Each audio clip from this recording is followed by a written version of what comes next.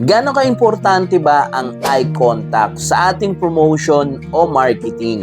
Lalong-lalo na sa digital world na tinatawag o mga social media. Tara, sagutin natin yan. Good morning sa inyong lahat. Ako nga pala si Noe Di Matulak, isang marketing practitioner at advertising digital practitioner.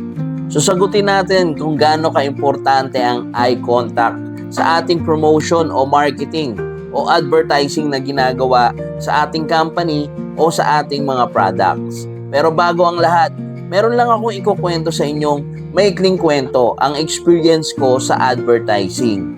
So back in the days, tinanong ko yung boss ko o yung superior ko na gaano ba ka importante tong eye contact na to sa mga tao, sa mga potential clients na magiging potential clients natin. Ang sabi niya sa akin, kapag meron ka nililigawan, the more na nakikita ka niya lagi at the more na nag-e-effort ka, nakikita ka niyang nag-e-effort, is nagre-retain sa kanyang utak yun. Kaya in a way, ganun din yung essence ng eye contact, na kahit saan dapat magre-retain ka sa utak nila. At yun yung tinatawag na recall sa branding. Kaya naman, napaisip ako that time. Kaya sabi ko, yung pala yung kahalagahan nun, ang eye contact sa bawat tao na sinusuyo natin o kino-communicate natin na maaring silang maging potential market natin. Kaya kung mapapansin natin, halos yung mga nag-a-advertise ng marami is yung malalaking company. Naisip nyo ba, malalaking company na yan, kilala na yan, pero bakit tuloy pa rin silang nag-a-advertise at patuloy na gumagawa kahit saan ng kanilang maliliit na commercial, promotions, at mga sales gimmick o strategy.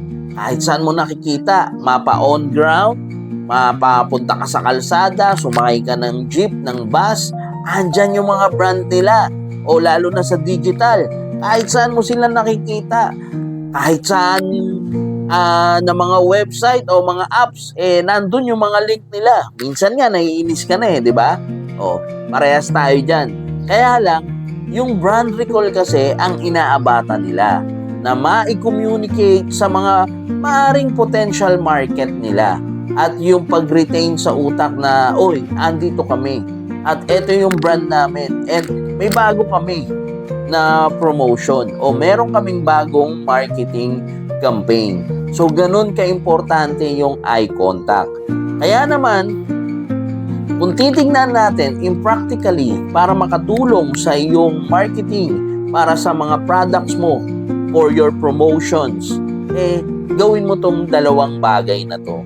Unang-una, magkaroon ka ng on-ground activity lagi o on-ground awareness.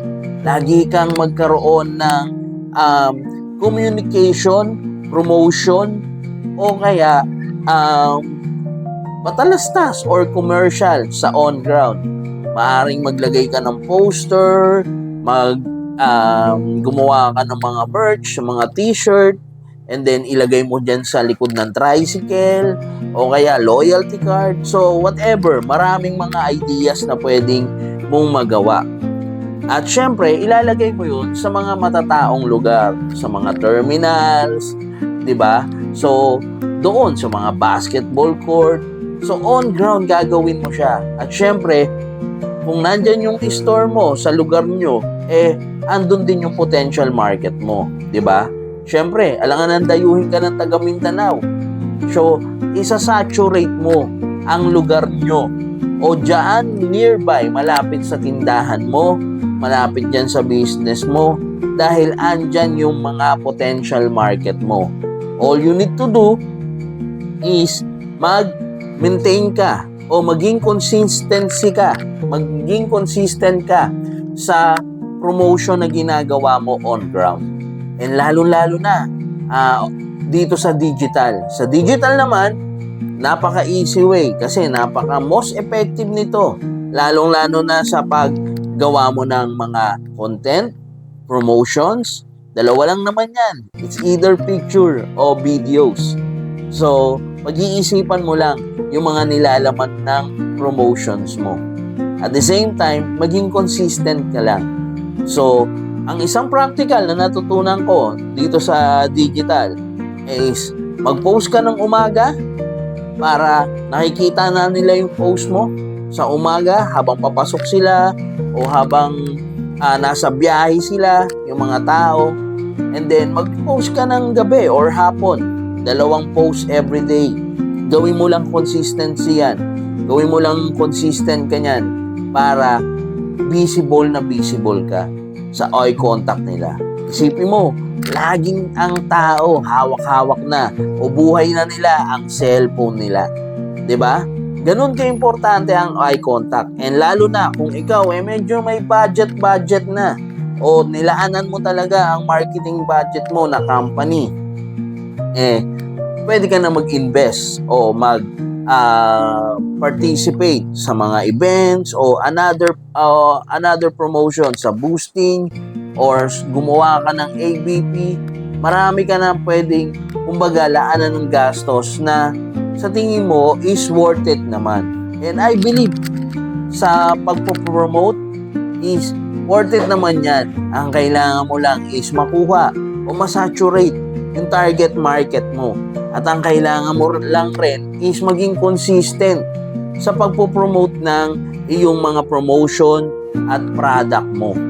So, ganun ka-importante yung eye contact.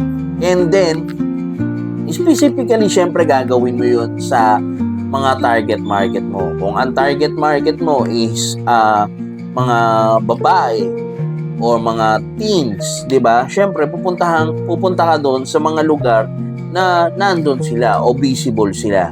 Kung ang target mo naman is mga masculine o mga lalaki, syempre saan ba sila?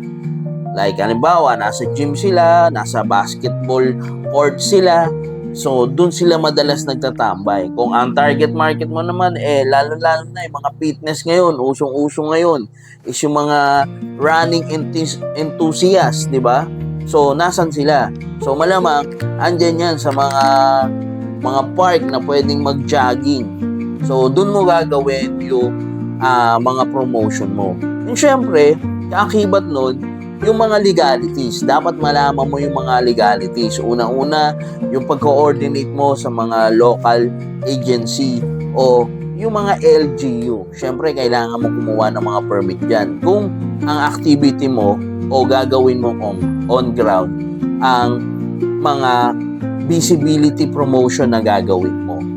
So, kung pagsasabay mo yun sa isang company mo, sa kumpanya mo, nako, lalo-lalo ka magiging visible sa lahat at yung promotion mo talaga. May digital ka na, tapos meron ka pang on ground. And ganun ka-importante ang eye contact.